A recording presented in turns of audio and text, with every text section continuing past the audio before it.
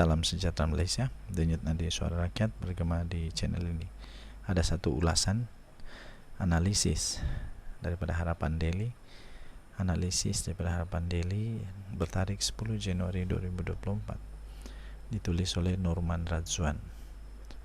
Analisis ini bertajuk Pasti Ada Tempat di Bumi Borneo. Betulkah? Pada pendapat saya secara keseluruhan, ya, belum ada. Orang Sabah dan orang Sarawak belum terbuka untuk menerima PAS ini secara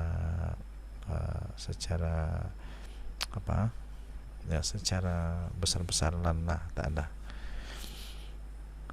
Kegairahan Perikatan Nasional PN memainkan propaganda kononnya ada cukup jumlah untuk menggugat kestabilan politik telah mendapat reaksi pelbagai pihak, dari ketua-ketua parti hingga yang di-Pertuan Agong menafikan raja-raja tidak terlibat dalam pencaturan politik negara. Penafian demi penafian. Tetapi kerana dunia media sosial menguasai pemikiran rakyat Malaysia, maka terjadilah provokasi kononnya kerajaan tumbang itu sedikit sebanyak menggugat kestabilan politik dan mampu pula menjejaskan ekonomi. Itulah yang mereka tak sedar agaknya, bahawa semua perupa-perupa ini boleh mengakibatkan menjejaskan kestabilan politik dan mampu juga menjejaskan ekonomi, terutamanya pelabur dari negara luar. Kerana PN menguasai pengundi Melayu sekitar 60% pada ketika ini, maka mereka semakin galak menggunakan segala ruang yang ada memainkan isu agama dan perkabuan, kata penulis ini. Katanya lagi, ya, cara itu sangat efektif di Semenanjung, tetapi cara ini tidak efektif di bumi Borneo yang terkenal dengan sikap toleransi beragama, katanya. Dia juga menulis, disebabkan itu PAS tidak ada tempat bertanding di PRN Sabah. Presiden Parti Solidariti Tanah Air Kosta, Jeffrey Kitingan, berkata keputusan tersebut disebabkan sentimen di peringkat akar umbi. Perkara yang sama, proklamasi orang Melayu yang ditandatangani oleh Presiden PAS di Semenanjung tidak terpakai di Sarawak. Daripada pemimpin-pemimpin tempatan hinggalah kepada rakyat Sabah dan Sarawak menganggap kehadiran PAS boleh menggugat keharmonian di bumi Borneo, dia menulis. Dia tulis juga, Anda lihat di ruangan komen rakyat Sabah mengulas kehadiran ahli jawatan kuasa PAS pusat, yaitu IR Khairil Nizam Khairuddin di Convention PAS Sabah. Sebab itu, kekuatan PN hanyalah menguasai negeri majoriti 70 hingga 90% orang Melayu. Mereka boleh berbangga untuk kawasan tertentu, tetapi mereka tahu menguasai orang Melayu saja mustahil PN dapat menjadi kerajaan. PAS semula membeli jiwa pengundi bukan Melayu apabila 60% pengundi Melayu telah berjaya diwalaunkan. Mereka telah cuba lebih bertoleransi dengan kaum-kaum bukan Melayu, katanya. Dia tulis begitu.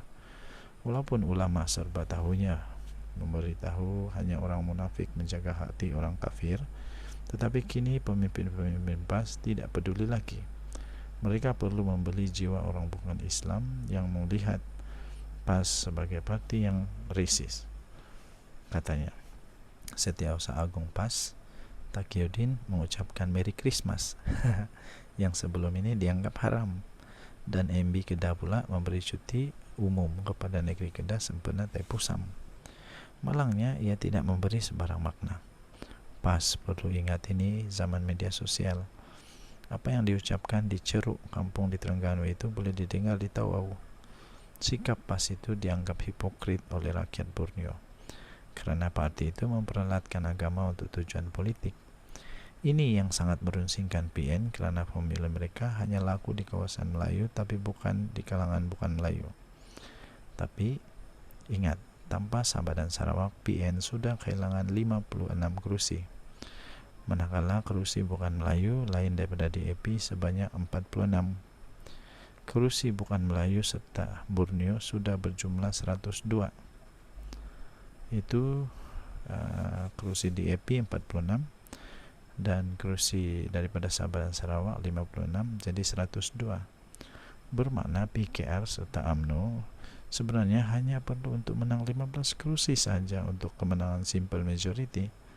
Tentu tidak mendatangkan masalah kerana kawasan Malay Urban mampu diraih parti-parti lain seperti PKR, UMNO dan Amanah. Berbalik kepada isu dah cukup jumlah, kita ingin bertanya dari celah mana mereka mendapat cukup sokongan tersebut, sedangkan Borneo terang-terang menolak kerjasama dengan PAS. Pesanan kepada penyokong-penyokong PN atau digelar walaun ini, jangan mudah dikotak-katikkan pemikiran Anda. Jadilah jiwa yang merdeka, jangan jadi hamba.